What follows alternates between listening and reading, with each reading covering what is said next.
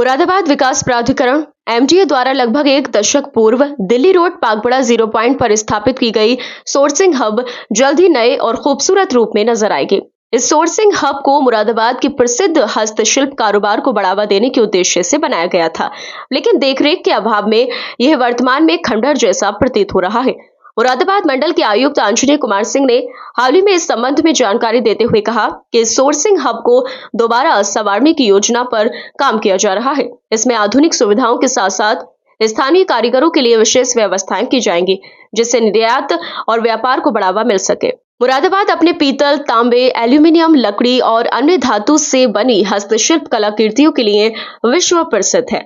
यहाँ के उत्पादों की अंतर्राष्ट्रीय बाजारों में बड़ी मांग है, लेकिन उचित प्लेटफॉर्म न मिलने के कारण कई छोटे कारीगरों को कठिनाइयों का सामना करना पड़ता है। सोर्सिंग हब को पुनर्जीवित करने से कारीगरों और निर्यातकों को एक बेहतर व्यापारिक माहौल मिल सकेगा।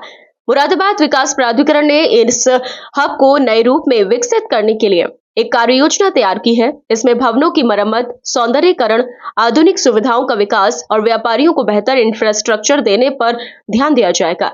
उम्मीद की जा रही है कि अगले कुछ महीनों में इस परियोजना पर काम शुरू हो जाएगा। इस पहल से शहर के व्यापारियों और हस्तशिल्प कारीगरों में नए उत्साह का संचार हुआ है।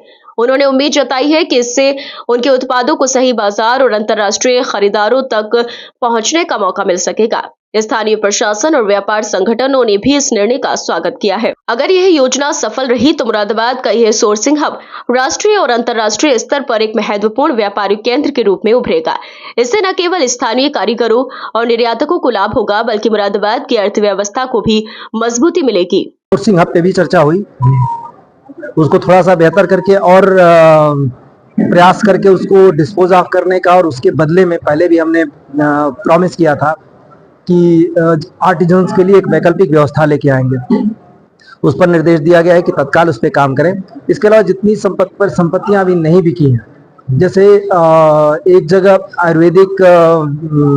आयुर्वेदिक हॉस्पिटल के लिए जगह थी, एक जगह टेलीफोन एक्सचेंज के लिए जगह थी, दोनों के बारे में तय किया गया कि उसको सामान्य चिकित्सालय में बदलेंगे और सामुदायिक इस्तेमाल के लिए ओपन करेंगे।